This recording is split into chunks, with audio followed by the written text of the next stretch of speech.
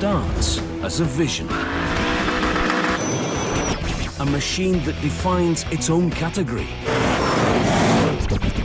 and coins the American term pony car. Build America's legend, Mustang. They build Mustangs plain, fancy, or just plain fast. The newest top-of-the-line car is more than just a pony car. Think racehorse. It's got 650 horsepower. It's the world's most powerful production V8. And all are built here, inside Ford's Mustang Mega Factory.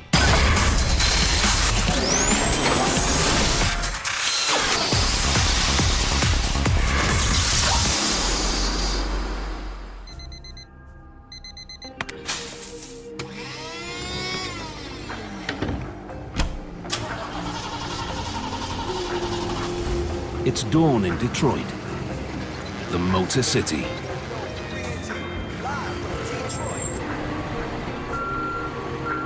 A place where they've always gotten up early to head to the plants to build American cars. The way I view it is we're curators of a legend, right? So you've got this almost 50-year history of Mustang. It's a North American built car known around the globe.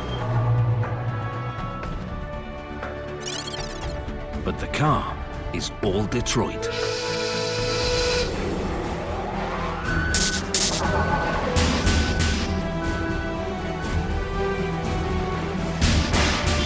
A city that came close to going bust. But now, it's bouncing back. Through it all, the Ford Mustang is one of the true survivors. You know, I've been here over 25 years with the plant. You know, it's very family-oriented. People work together as a team. Everybody's really tight. Everybody watches for each other. I don't know if the other plants are like that.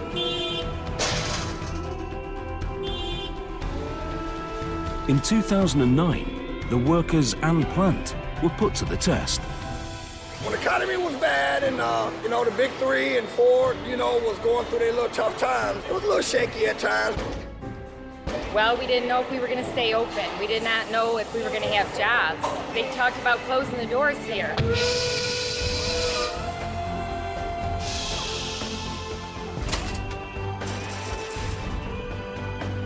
With the world economy on the ropes, the Mustang is one of the cars that helps keep Ford in business.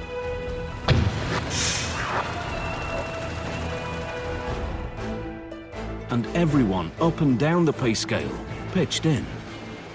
We as UAW members had to step in to help with some of our wages and benefits that we had to take a step back to move forward in the future. And it seemed to be paying off, you know, with the economy slowly rising. It's something they're proud of. Mustang coming here saved us. We're very thankful and grateful for our jobs. It's allowed us to put our children through college, and it's given us a good future. And that commitment is reflected in the car they build. It does feel good to build a pony. It feels good to build the only real sports car in Ford. A sports car built inside Ford's Flint Rock assembly plant, where a tight clan of nearly 1,700 people come to work.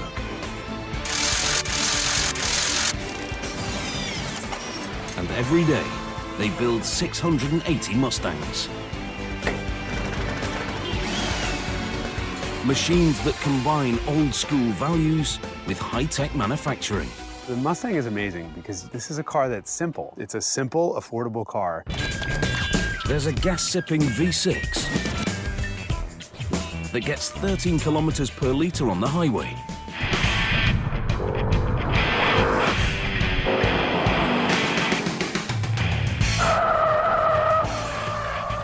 The Mustang GT, the base V8 model.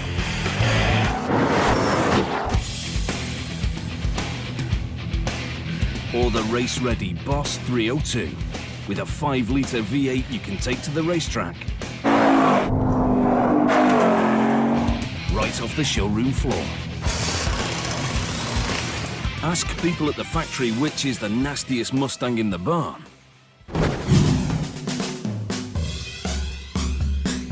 And the odds are you'll get just one answer.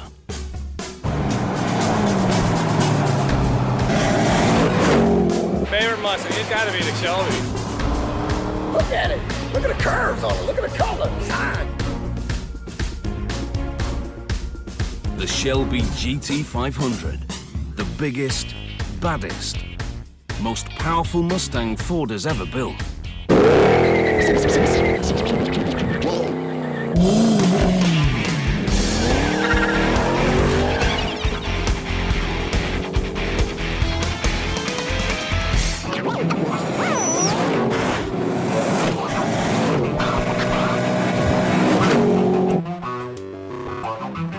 The top speed of the car is 321 kilometers an hour. This car's secret is its new 5.8-liter supercharged V8 engine. It's got 650 horsepower, 200 miles an hour, which is hallowed ground in the world of sports cars. But with a base price of just over 42,000 euros, it's hallowed ground that's more affordable than most supercars. Many others go for speed by taking weight away, emphasizing a light car, using expensive parts made of carbon fiber. Mustang keeps costs down by using steel, but strive for their kick by adding raw engine power. We've been able to make this car do things and go places in terms of performance that a Mustang has never been before. But when Mustang designers and engineers want a car to break the 321 km/h barrier,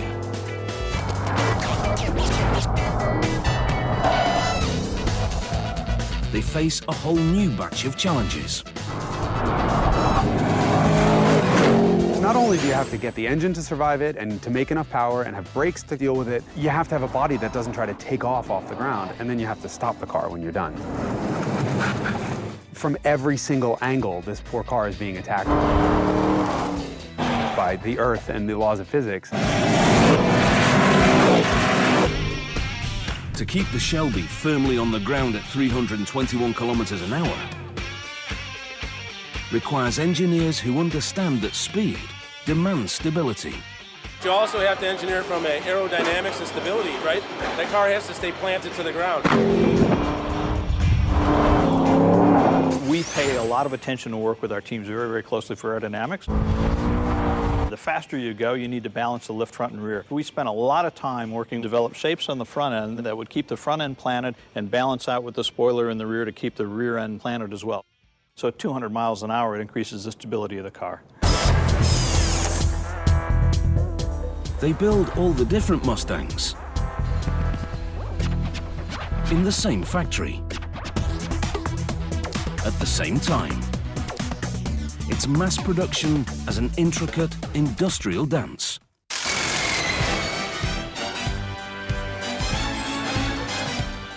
They build the car in 4 different models, with 3 of the 4 available as convertibles.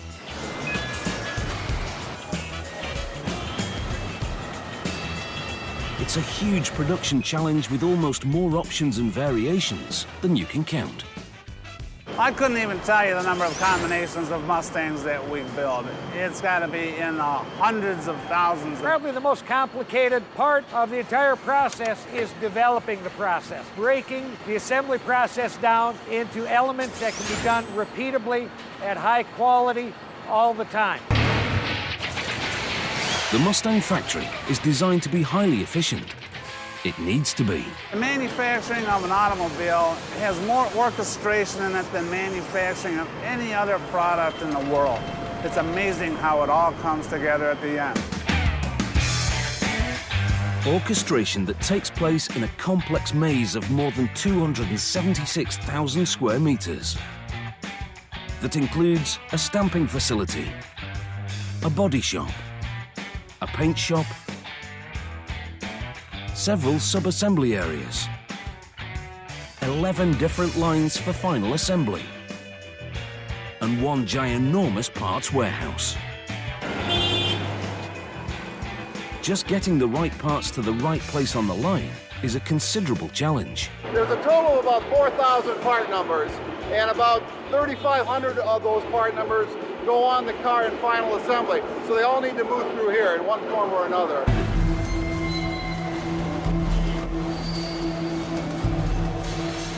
The Mustang plant is relatively small. However, that allows us a lot of efficiencies, getting the parts here, getting everything done on time. So it's compact but extremely efficient.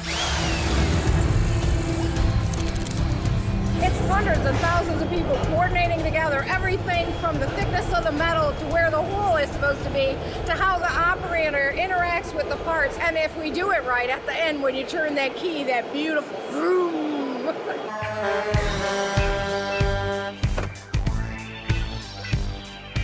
A lot goes into making every Mustang look like a Mustang. It all starts with these giant coils of steel.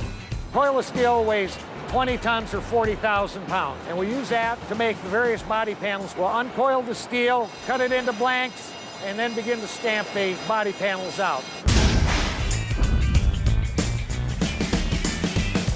From that one roll, weighing more than 18,000 kilograms, they'll make the body parts for 35 Mustangs. The hood, the fenders, the doors, the roof, the deck lids, the quarter panels, and quite a few of the underbody components.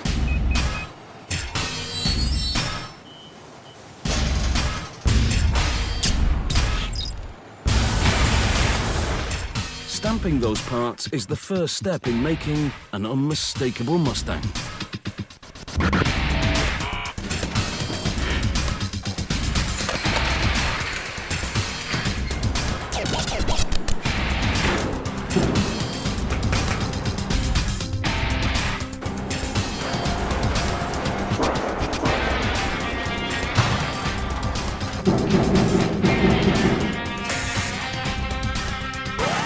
Proportions are number one in car design. They're absolutely important for Mustang.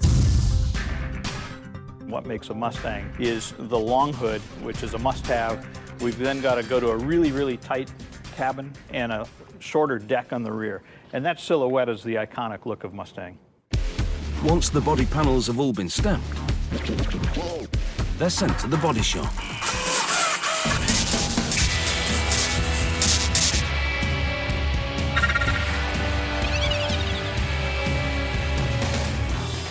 It's a real ballet of robots.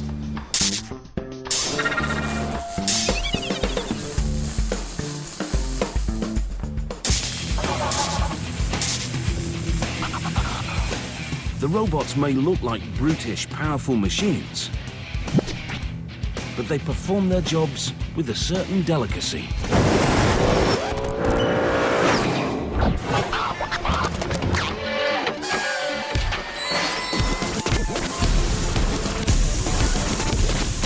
Paint shop here, that's state-of-the-art technology in paint shop, able to paint whatever colors we want on whatever models we want. Here, they use everything from high-tech robots to ostrich feathers to prep and paint a Mustang.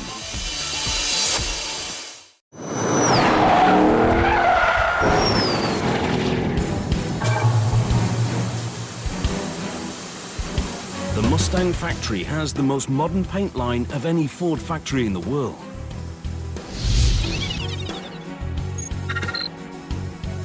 To manage it all, they monitor everything on the paint line from a computerized central control room. 35 right. The heart of the paint shop, basically. It controls everything in the shop itself, from the conveyors to the lifters to the robots. Timer, you're going to start in 1 minute, copy. The paint shop itself has 27 miles of conveyor in it. It has over 100 drive units for the conveyors and over 109 robots. So there's a lot of equipment out there to maintain and watch over. Some of the robots use laser vision cameras to position themselves. The precision on these robots is a little wider than a human hair.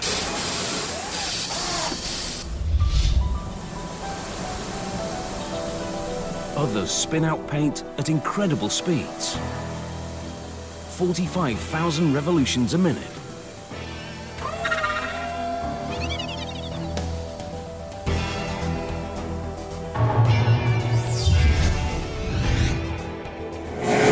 Sometimes when I'm driving down the road and I'll see a car, I think to myself, hey, our team painted that. It gives you a good feeling. It's a good feeling shared by many, and a story that begins at the 1964 World's Fair in New York.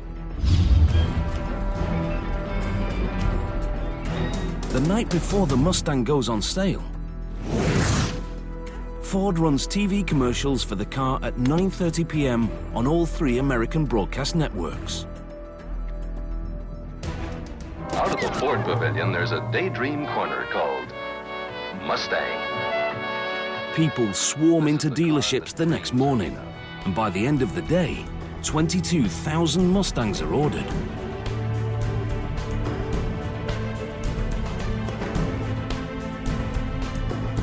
Mustang has been around a long time. It started the pony car era in America. The Mustang was an instant success. It's right up there with Levi's and all of the iconic American brands, and there's a few of them that have gone uninterrupted. Be straightforward, apple pie car, all guts.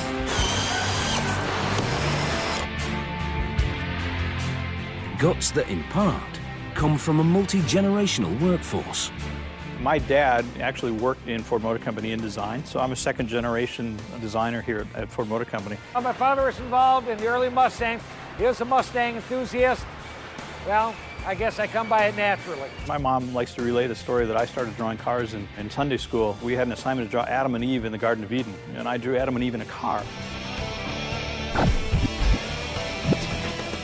And the first thing anyone sees is a paint job that takes about 10 hours. The process starts by running each new car through a very special car wash. It cleans the oils and the dirts off the vehicle in order to make the paint stick to it.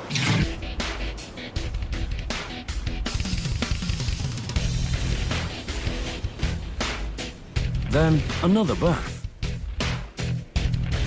This one is to help keep the paint job uniform. It's just a big tub of paint, basically, but it is electrically charged, so it allows the paint to stick to the vehicle.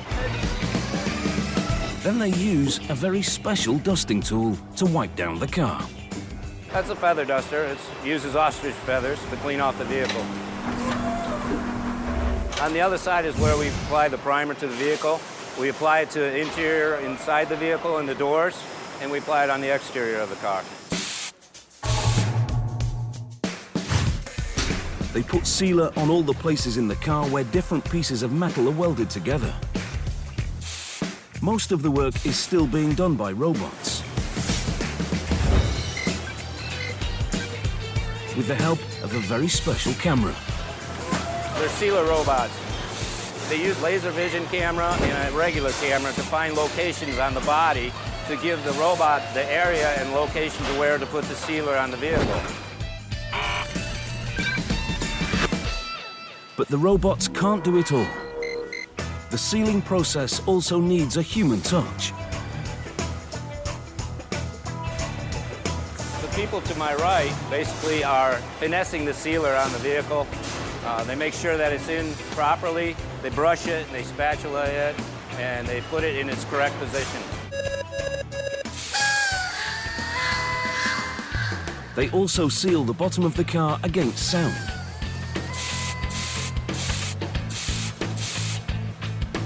Basically applied by the robot in specific areas that the engineers have told us that that's where the road noise comes through the car.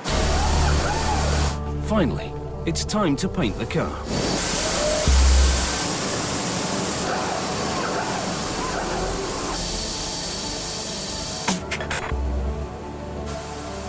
We're in the top coat booth right now. Behind me, the base coat is being applied to the car, which is the color for the car. Positive and negative electrical charges bond the paint to the car. The paint coming out the end of the gun is charged. It has a positive charge to it. It's attracted to the car. The car is grounded through the conveyor. Again, as modern as the paint line is, the robots need some human help. This is not fully automated. It almost is. The robots can't always get all of the paint where it's supposed to be on the cars, so we have manual sprayers, 2 in each booth, that cut in those areas that the robots can't get. To be efficient, they use the same spray booth to paint the car and then protect the paint. Basically, in this booth, you get your color, which is the base coat, and then you get your clear coat. The clear coat protects the base coat from the sun and from the weather and just about anything else Mother Nature could throw at you. When you see the car being sprayed, not all of the paint makes it to the car. A lot of it goes down through what we call grading here, and there's water underneath that. They call the extra paint mixed with water sludge. It gets dried out and recycled.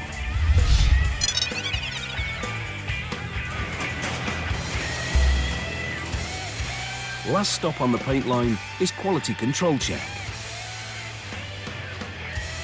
A chance for a final touch-up if one's needed.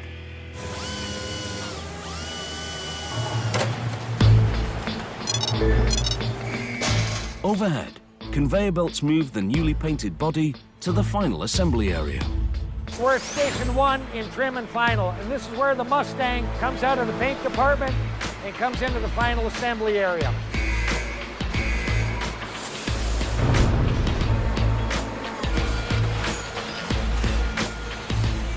They start with the exterior trim.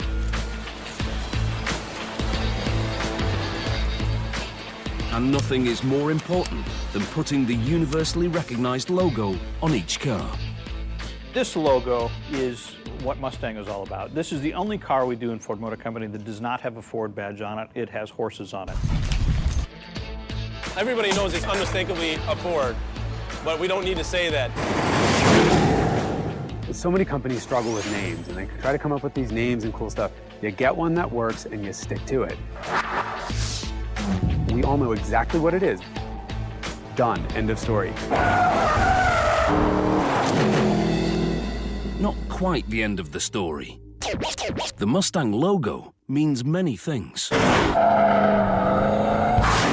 The Mustang nameplate is known around the world. It's the most customized vehicle in the world. And it also is the only nameplate that has been in production for 50 consecutive years. The logo is a powerful commercial symbol, but the power that counts is still to come. Several stations install key parts that many people take for granted. This is part of the underbody install for the plumbing, the fuel lines, the brake lines, and we do that on what's called the tilt line. And that allows the vehicle to be tilted up at an angle so that the operator has full access to the underbody of the car.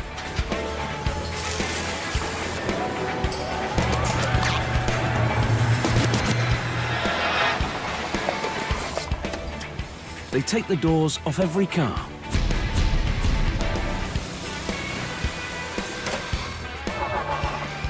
The doors go to another line to be finished off, glass, electrical, and all the trim installed. And that door will go back on that Mustang at the end of the process.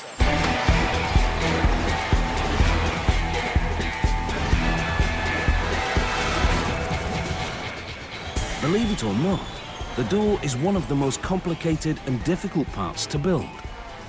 The door is a relatively complicated piece because of all the mechanical pieces inside, the latches, the mechanisms, and the glass.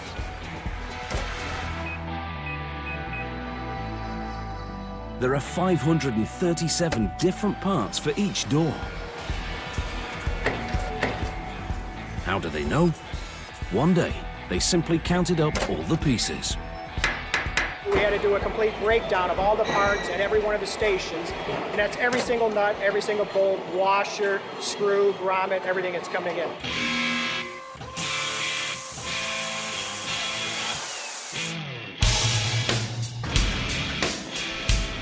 The hardest job on the door line has nothing to do with nuts, bolts, or washers. Probably the most complicated thing is the glass jig, making sure that it sets the Mustang glass correctly into the door.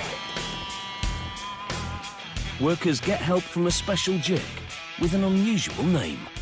Yeah, they call it the Beast. Yeah, that jig here adjusts the inboard, outboard of the glass on a Mustang, every Mustang here. Well, it's so dang big, throwing that thing around all day will give you a good workout. The windshield and rear window are a bit easier to install.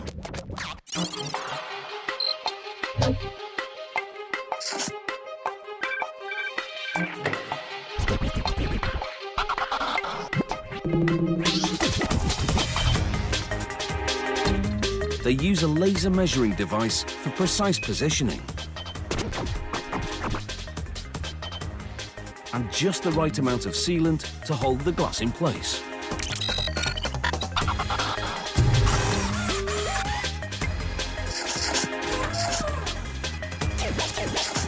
The windshield is dry by the time we get to the end of the process. From here, it's probably about another 6 or 7 hours. Windshield is fully cured and ready to drive.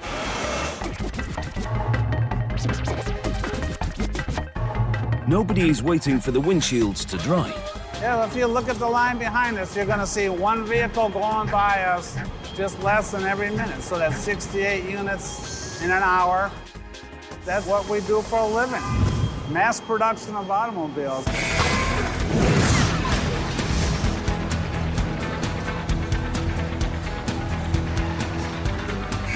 Mass production in a high-tech factory that produces 680 new Mustangs every day.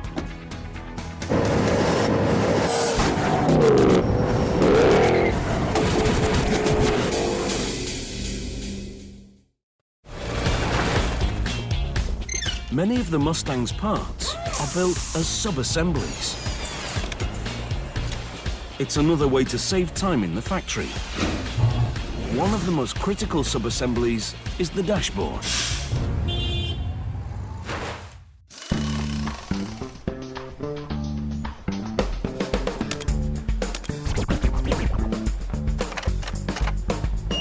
Right now we're heading into the instrument panel assembly line. This is where we build up the dashboards and all the accessories for the Mustang instrument cluster. The Mustang dashboard includes wire harnesses, the heating and air conditioning system, ductwork, airbags, electrical modules, trim pieces, so quite a bit goes into it.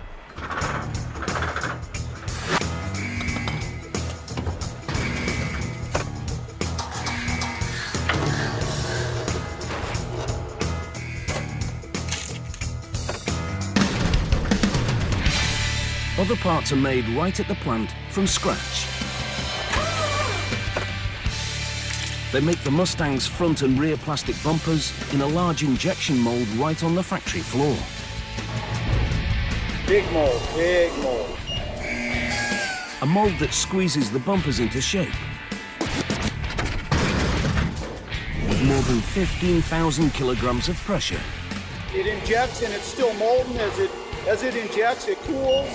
And after it cools, it sets up in the tool before the tool opens. The unloader takes it away.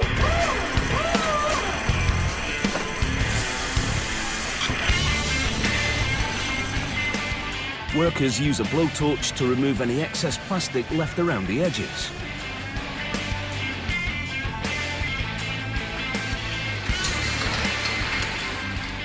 Then they send the bumpers off to get painted by yet another robot.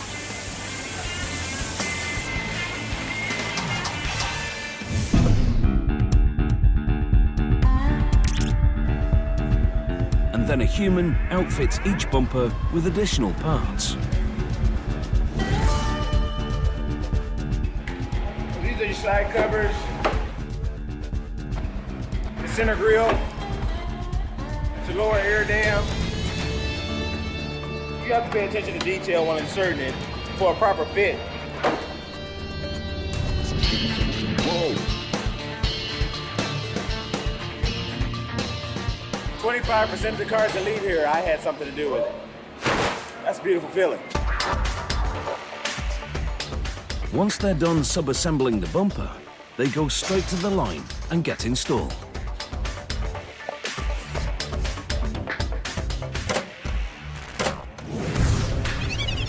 We put in the fascia on the Mustang, the tail lights, shock absorbers, some of the wiring, harness, a lot of stuff that you don't see.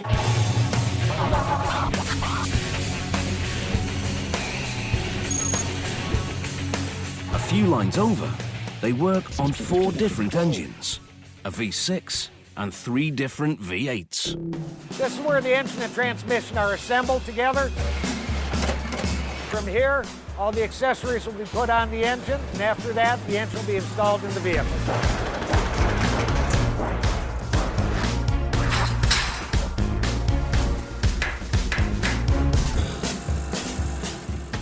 Once the engine and transmission are mated together, it's time to build the drivetrain. They start by installing suspension pieces.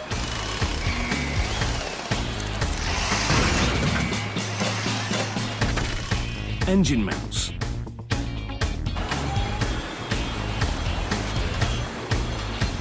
And then lowering the power plant into place. Front shocks and disc brakes go on next. Then exhaust pipes.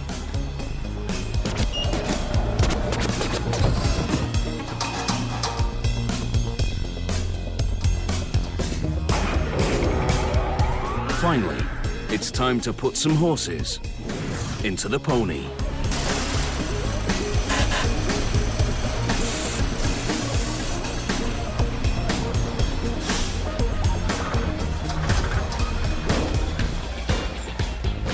They install the engine, transmission, and front suspension from underneath the car.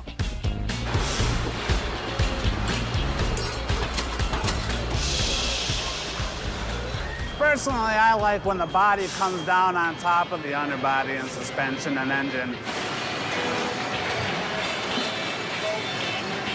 So I could sit there and just watch that all day long. That's the first time it really becomes a full vehicle. A full vehicle that only a badass could have created.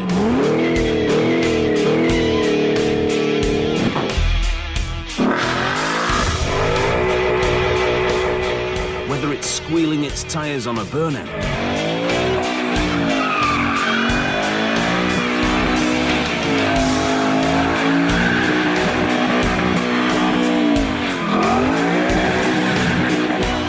or the sound of a 650 horsepower V8 being fired up. That big, mean-sounding V8 roar. A trademark of the car. You know, that sound, that exhaust noise, that burble, that rumble.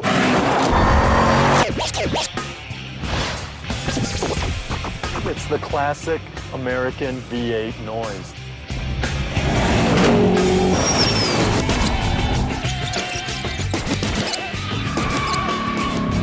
And that modern high-tech engine gets installed thanks to 2 basic metal bars. If you notice, there's 2 steel bars at the front of the engine hoist, and they plug into locating holes in the body to make sure that the engine is positioned correctly for installation.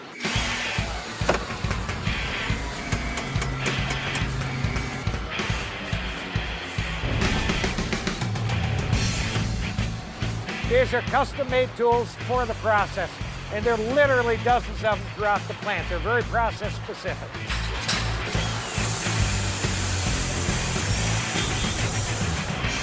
Process-specific. Another way to maximize efficiency. And the workers play a major role in helping to do that. The tools that we use to process aids are developed primarily by the operators who happen to use them to make their jobs easier. If they have an idea to make things better, we always listen to them. More than in most car companies, those who build the Mustang describe their co-workers as family. Boy. I work with these guys more than I see my wife. I'm here 10 hours a day, so they're like brothers and sisters to you. Some of the workers here really are family. Kim Vandenberg is a team leader on the engine line. She met her husband, John, here. We've been married 20 years, and it's amazing. My best friend works here, my husband works here. We're like a family. I said I'd never work with my wife, but I met her here, and I had the wrong idea. It's been a great thing.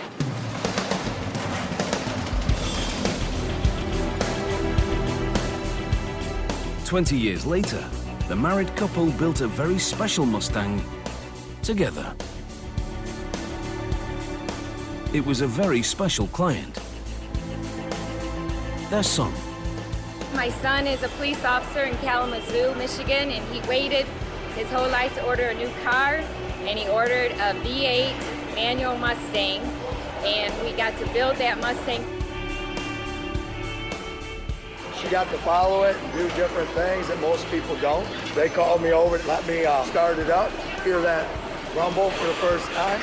So I got to tell him that I started it before he did, so that was pretty cool. Mom left her mark too. If you look under the valve cover gaskets, there's a little message that she wrote. She wrote "made with love" and all that.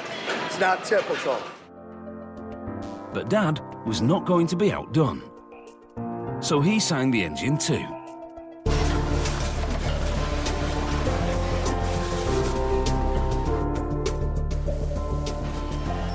There seems to be a hidden side to the Mustang.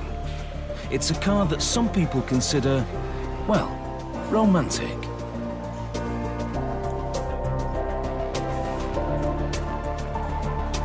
Mustang's chief engineer.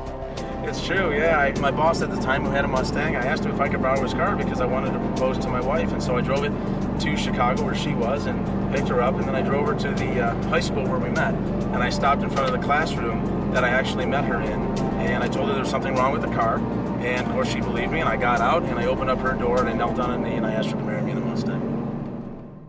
It's absolutely a love affair with this machine.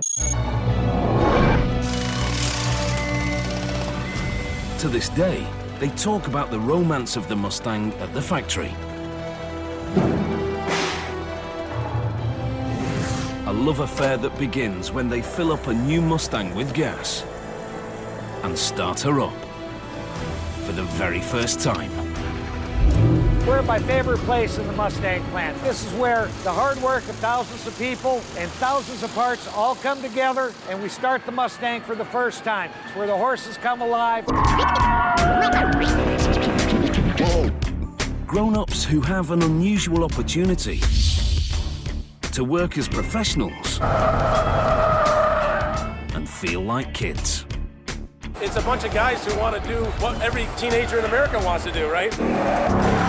Go really fast. We get the opportunity to engineer it and do it, so yeah, we're in a great place.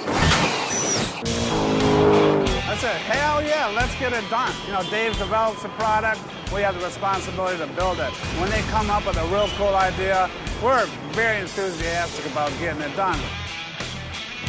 Once a Mustang becomes a living, breathing beast, a worker drives it to a final test and quality control area. They do an electrical inspection. They check the lights, horn, turn signals, instruments, and the heating and air conditioning systems. What I'll do is I'll browse over the car and see if there's anything I can notice. As I've just did, I can see that there's a little polish repair that needs to be done. So I'll add a little polish, grab my wheel, wipe her off, and there you go. You have a new car now.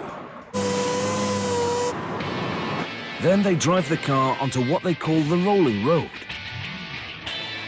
to check the output of the engine.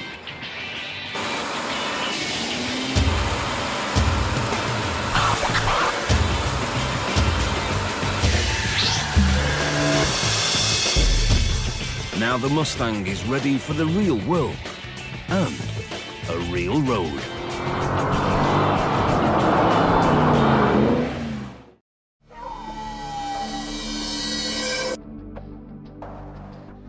Surprise, Arizona is a small desert town about 35 kilometers northwest of Phoenix. This is where Ford pushes their Mustangs to the limit.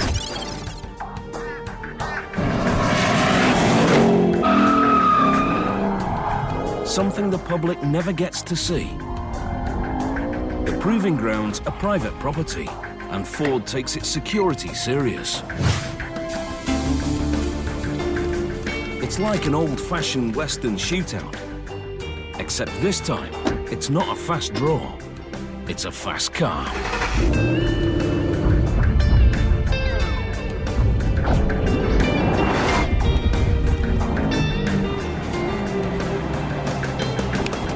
So we take our latest and greatest machines and we put them to the test to make sure that the way that we've designed them, that they actually perform to the specifications we're targeting. Sometimes, the cars don't meet their targets. Surprise, Arizona proves an appropriate name for testing the Gt500. It was getting so fast on road courses that we were hitting its speed limiter of 155 miles an hour. We ended up deciding, let's just take the speed limiter off. When we did that, we found, wow, this thing's capable of 200 miles an hour.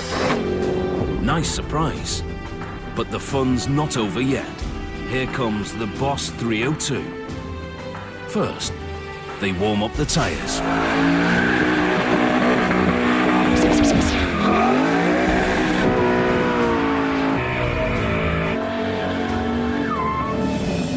Oh, tire smoke. Absolutely. That's the first thing you do in a Mustang is you dump the clutch and you just do a huge burnout. You laugh and you say, okay, I'll take it. Track staff monitor the action from a control tower. No car can enter or leave any part of the track without permission. Jim, I have you off the track. Boss 302, you're clear for high-speed runs on the track. So we've just started the Boss 302. We're going to take off here. So I'm on the throttle. The wheels are spinning in the back there. More importantly, the car hooks up really fast, grabs that road, and just propels us forward. That's what's the magic of the Boss 302, is that you can hook up all 444 horses right to the ground. For car people, hookup means maximum traction between the tires and the ground, which helps Mustangs hit full speed across Ford's version of the open range.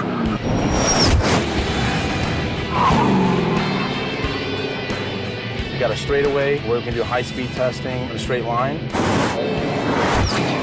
We've got a road and handling course, which is what we're on right now. We also have some rough road surfaces that we can go take the cars on to really put the suspension to the test. Tom, you're clear for the high-speed track in the red Shelby. In reality, tests at the track are hard work. There's always the potential for danger. But in these modern pony cars, it's also a lot of fun. When you're building a badass hot rod, you've got to test it the way some buyers may drive it, even if it might violate highway rules or the factory warranty.